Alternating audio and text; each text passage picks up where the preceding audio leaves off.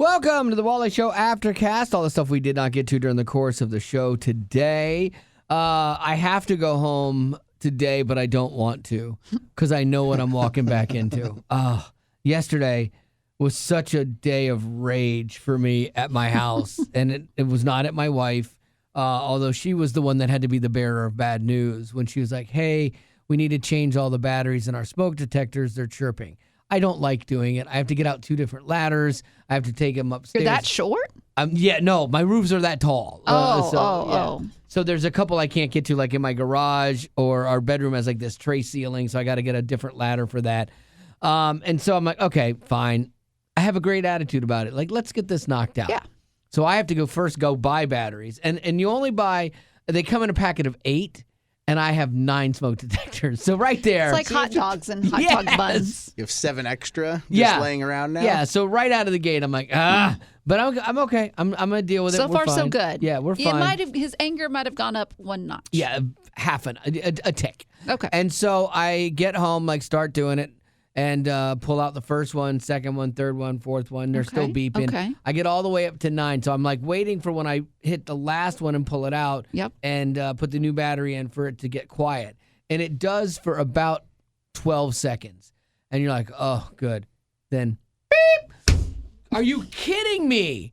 No! Why are you all beeping? Okay, so then I go and I turn off the breaker to the house to all of the smoke detectors. See, by this point, I would think, okay, my house is haunted. Yeah, it's still beeping. The breaker is off. They are still beeping. So I go, okay, it could be some batteries. I do a little research like on residual charge left in the batteries and stuff like that. So it says, okay, take the battery out and discharge it by holding the button. So I do this, climb up 9 ladders and do this.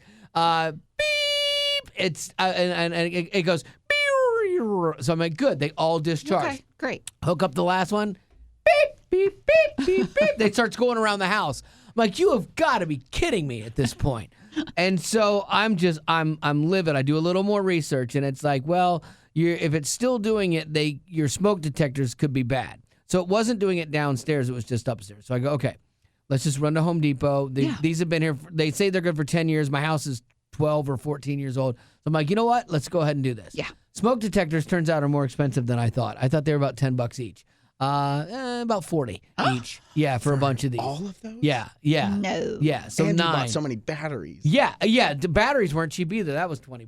And so I'm like, okay, well, I'm kind of like, well, let's just do this. So I go to Lowe's or Home Depot. They don't have the same kind that I have. Doesn't work. So then I go to Lowe's. Not the same kind. Doesn't work. I go to good old Walmart because I know if anyone's going to have cheap ones, it'll Wally be Walmart. World. Yeah, so I go to Walmart.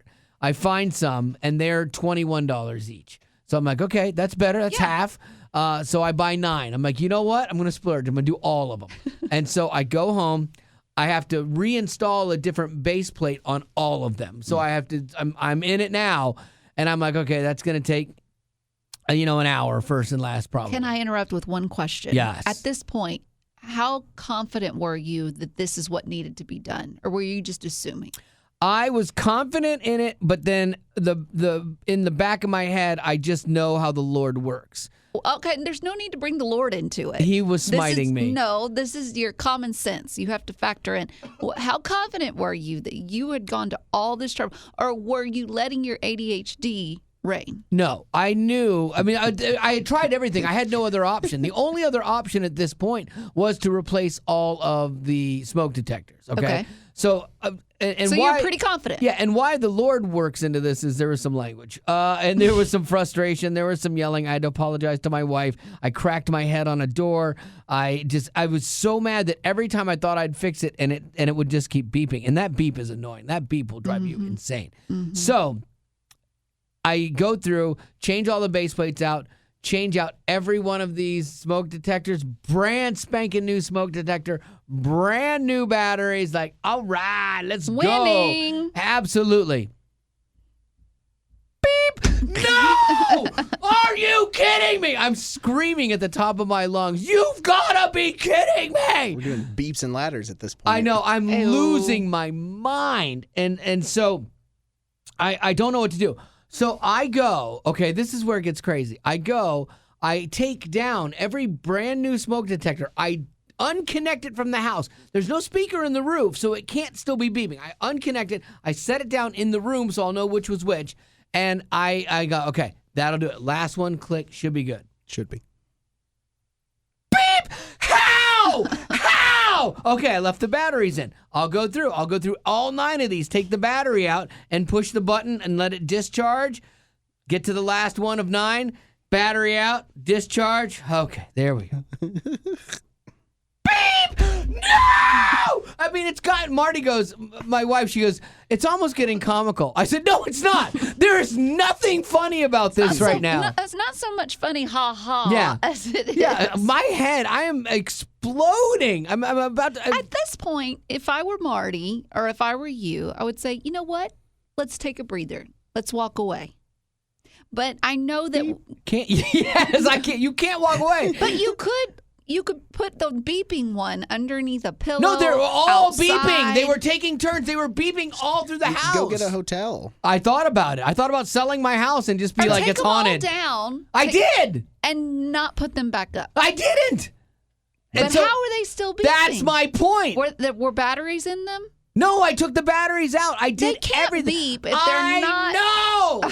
That is my point. And like, I couldn't fathom how this could be You are so possible. Animated. Let's So circle back to then- haunted. I know. I think that sounds good. That I would go with. So here's where it gets comical. So then I walk back upstairs, and I'm almost about to cry at this point. I am so, and I still hear beeping. I'm like, how?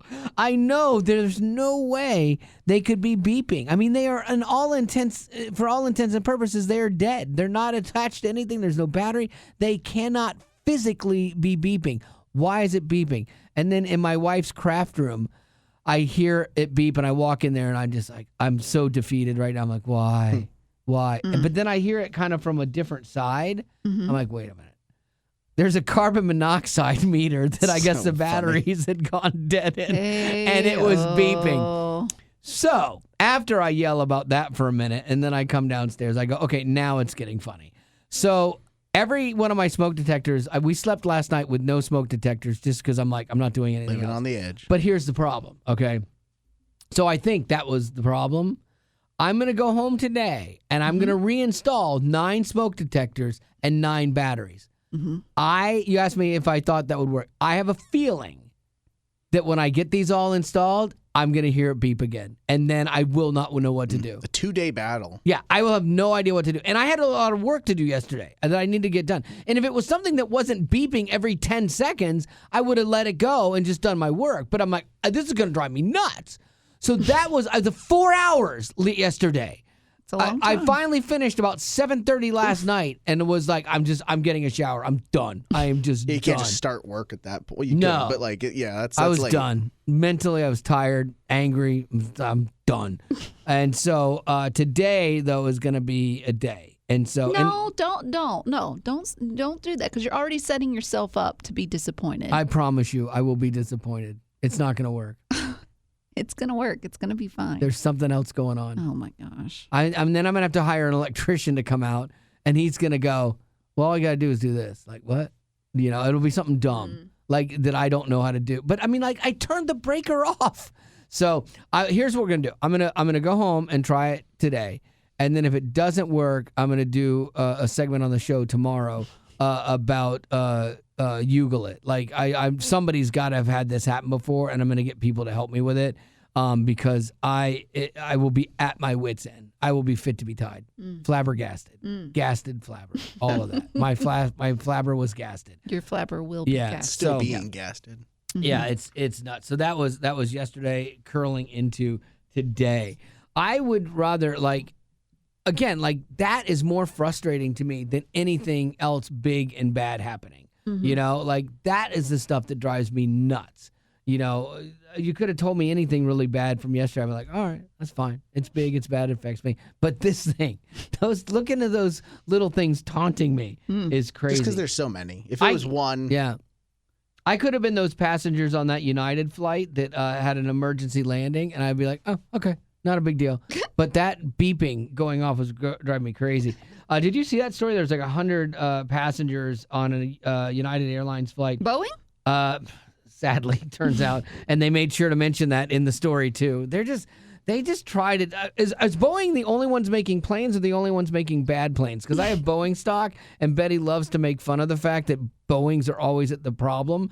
But I think they just make more planes than everybody else, and so they're going to have more problems. Yeah, But that's totally it. So my stock dropped a little yesterday. Whatever. No, not whatever. It's bad. I'm trying to retire. And so they had this emergency landing, but it was really weird because they had to do the emergency slides. And so I see pictures of it. And so there are people going out down the emergency slides. And then there's like a set of stairs that they rolled up to like first class. And like first class gets to walk down the stairs. Oh. Yeah. I'd feel a little disrespected there. Yeah, that's like the Titanic with first class, Yeah. second class, and third. Absolutely, yeah. I have always wanted to go down those slides. I didn't realize though they tell you to go down the slides different ways and stuff. I'd probably dive, but like I guess you can get burned going down there from the friction of the slide. Are they not just like a inflatable almost? Yeah, that's what like you would something think. you'd see at like a bounce house? Yeah, that's what you would think. It's a bounce house, but yeah, you can. Some people can get burned from going, and then also like they have like ankle and leg injuries when you hit the bottom, and so. But then I'm like, I would hate to have to go down one of those because they're like, okay, just leave everything and just slide down the slide. I don't think so. If this plane is on fire because one of the engines had caught fire, I'm like, I'm getting my laptop. You know, I'm not leaving my laptop. So you're going to block everyone, women and children included, in the aisle so you can grab your belongings. Yeah, and I'd be the only one, and they'd be mad at me, but I wouldn't lose my laptop. And What if someone died because of what you did? That I would feel guilty of, but I would email their family from my laptop.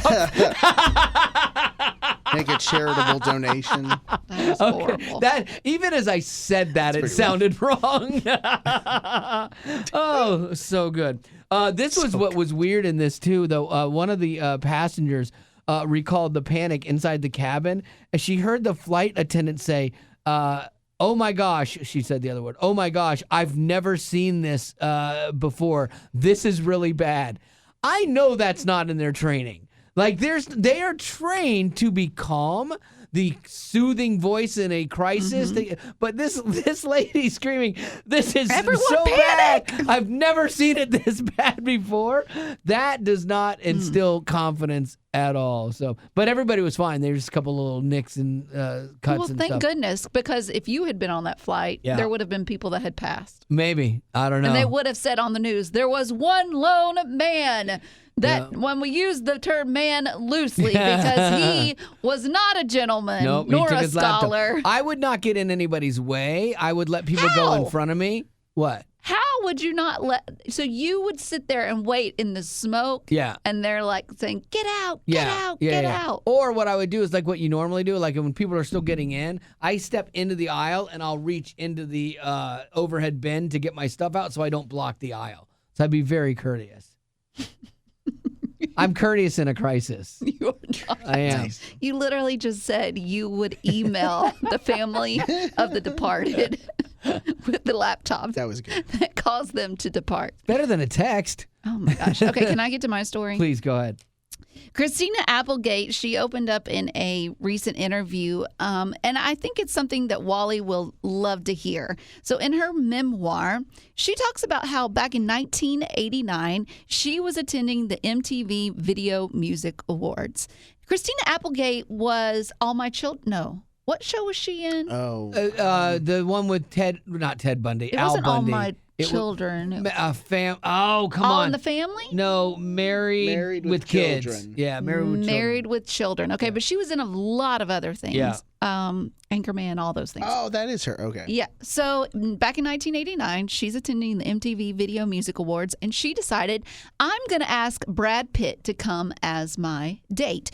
Baller move. Was he already But back in 1989, he was not that big of a deal. I Okay. mean, he was up and coming, but he's not the Brad Pitt that he is today. So she was actually a bigger actor than he was. Oh, okay. So she invited him to go with her. But she said while she was attending the awards show, she said, I spent all night staring at Sebastian Bach. Yeah, now, you if did. you don't know who Sebastian Bach is, back in 1989, he was the frontman for a big hair metal band, something like Kiss the Rose or Roses and Kisses. You do this on purpose to me, but it's Skid Row. Yeah, it's Skid Row. This was one of the ballads. That's so bad. Okay. Anyways, it sounds like a screeching cat. I showed That's Betty horrible. Rock a video of him from 1989 in rehearsals for their first tour, and then I showed her a picture of him today. He's still out touring, and he's scary looking. Yeah. Like his hair's still like bleach blonde and kind of grayish blonde, but he still does good. He still does good. Does he? I think so. For what it is. Good as a Yeah. I was an a interesting huge term fan. to use. So she. Anyways, so she's at the MTV Video Music Awards. She said that she just can't stop staring at Sebastian Bach. Okay, now keep in mind Brad Pitt is her date, but That's she's like, crazy. Pitt who? And So- Pitt would have had the hair back then, like his long hair. I don't know. Anyway, Not long as Sebastian's, though. Anyway, Check and something mate. happened. I guess a window or a door opened for Christina Applegate to approach Sebastian Bach, and so she did. And she ended up leaving with him, even though she came with Brad Pitt. Okay, Poor Brad. So rumor has it that Brad Pitt ended up having to drive Christina Applegate's mom home. Oh, Okay. And here's he what's got friend zoned. Okay, Good. Here's I'm what's glad. so funny. So you might be thinking, what does Sebastian Bach think about this? He loves it. Yeah. Because in his own book, he said, quote, there was a time on this earth when Sebastian Bach was hotter than Brad Pitt. Yes. Of course, that's what I'm going to do. I'm going to put it in my book. I got to tell somebody. Love that. So they each have it in their book. That's great. Yeah. Though Christina Applegate says, what was I thinking? Like, Yeah. Brad Pitt definitely is the better win here. Brad Pitt But aged back then, better. yeah. 100% Brad But Pitt back aged better. then, I guess. But he didn't have the Sebastian life. Bach. Yeah, he didn't have the life that Sebastian led. He lived a hard life for a lot of years. Sebastian Bach was also in one of Gavin's favorite shows, The Gilmore Girls. Yeah, he was. Yeah. That's the same He's guy. That's the same he's guy. the Oh, garage that's band. terrible. Yes. I know The that guitarist. guy. I would He have. was a horrible actor. No, the he show, was fine. The He was show has great. terrible acting, but he was terrible. Well, no, he wasn't supposed to be amazing. He has Yeah. these like short lines where he just has to be like, yeah, rock out. And he's a real That's so singer. dumb. Yeah. I cannot believe he Oh, that's did that bad. TV show. I know. When was that? Let's Find out see. what year that was, because Sebastian Bach. I don't know if that was can't believe pre that's the same Skid Row. guy. Like, I can't believe that would be while he was in Skid Row, because Skid Row, like, it was like, the tough guy thing, and like his band would have given him such a hard time over that. Because Gavin's looking it up. Gilmore Hold on. the Girls. Gilmore Girls. My wife and daughter watched that whole Seasons series. 4 through 7, which is 03 to 07, roughly. Oh no, that's way after like the heyday of the '80s. Yeah. Oh, He definitely looked older, and yeah, Yeah, And he was 'cause he supposed to- he was would- playing an older character. how much older? Because he would have been a lot What was older the then. Gilmore Girls? Yeah. The Gilmore Girls He would have been weren't in his released 30s. in the 80s. I know, but it was weird seeing Sebastian Bach there and kind of looking young, but he would have been in his 30s. Bach. No. Yeah. No. older? He looks In way. 89. He's got to be in his 50s. Okay, he's 57. Right now. now? Yeah. So how old were So you take in off 03 and 24 years. Yeah, 24 years. You were. What So he is was that? 30. He was about 33. Yeah. No, That's what I said. 33 Sir, through there's no 37. way he was 33. He looked Yeah. terrible. Because I got here in 06 and I was 38. Yeah.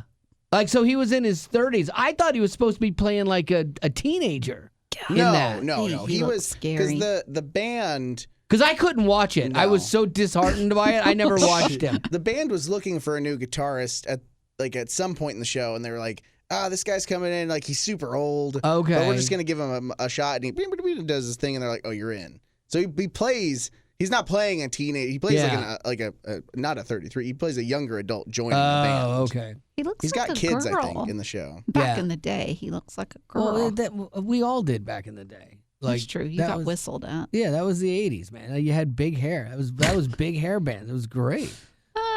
Such a great time musically. It's funny because we played a Micah Tyler song today, and it went back to like the 50s, in my opinion, like on the regular show, if you've heard the Snap Judgment, and it felt like a 50s doo-wop throwback. I would love to see us go back to some rock. So I think Jeremy Camp's trying to bring back a little bit of rock. Skillet's still out there, but I'd like to see us bring some Christian rock back that is throwback, more throwback, like 80s type feel, like what Striper's still doing their thing. I know you would like that, but I don't know if anyone else would. I know. I don't think it would. We do all these side streams we have at Way FM, like Way Loud, Way Back, Way This, Way That. I'd love to see Way Hair, like Way Hairy. Way Hair. Yeah, that'd be so great. That your great. post-Wally show thing? Oh, is yeah. just I would launching host Way Hair? I would host all of that. What's up, everybody? Yeah, I would host every bit of that. You got any birthdays, Rob? I do not. Would you like a question? We have time. I've got Okay. a question. I have a question. This one is from Steven. He said, this is for you, Wally. Okay. What are some of your tips for pitching a show? He knows that you have done this before. So what would be your tips and tricks on how to pitch a show, TV show? When I lived in LA, we pitched to like companies like Dick Clark and some big production companies, and I've pitched to MTV, VH1, Nickelodeon, Paramount. Like, it is one of the most nerve-wracking things because you'll spend 3-6 months developing a project, and then you go in and you start the pitch, and if they have something in development already like it, they literally will stop you mid-sentence, and you could be in your opening sentence giving what they call the elevator pitch, like kind of the bullet points of it, and they'll be like, I'm sorry, I need to stop you. We have something like that in development. Oh gosh! And there you've spent all your time. Yeah, and you're like, okay, Yeah. and then you better have something in your back pocket, or you're just, oh well, thank you, that was fun to meet you, and you leave. Like, so we always walked in with multiple pitches in case that happened. We started with our best first, but we always had 2 to 3 that we could pivot to. I was talking to Bart from Mercy Me. Same thing happened to him. He went into a pitch because he's trying to pitch television shows. He started in movies. He started a production company, and he went in with, I think, a Paramount or some big, production company or a big studio. And his first idea got shot like so fast, and they're like, "What else you got?" And he scrambled, didn't even have a second pitch, but he'd had an idea for a show. He starts just kind of going through it, and he's like, "I am doing it so badly," and they're like, "We love this idea." This was Bart? Yeah. Nice. And he's like, "We love this idea." And it's not a Christian film, or anything like that. And they're like, "We love this." And so he's working on getting that made and stuff too. But yeah, the have extra things in your back pocket, and try not to be nervous, man. Like, it's hard though. Easier said than done. It is. I was always so nervous. My hand would shake a little bit too. Like, it was, yeah, being in those rooms is, you got to remember they're just people too, but it's hard because they control your fate. Yeah. So don't be nervous. Is that what you're? Yeah, but you will be. But you will be. Don't be nervous, but you will be. If they say, "Hey, do you want something to drink?" Say no, because then Why? you'll Then you have burp to or tinkle. tinkle? Yeah, depending on what But you then order. you might have dry mouth, though. Better than burping and tinkling. So. Oh gosh. All right. Well, I think that's going to have to do it for the old Aftercast for today. And as always, thanks for being a potty.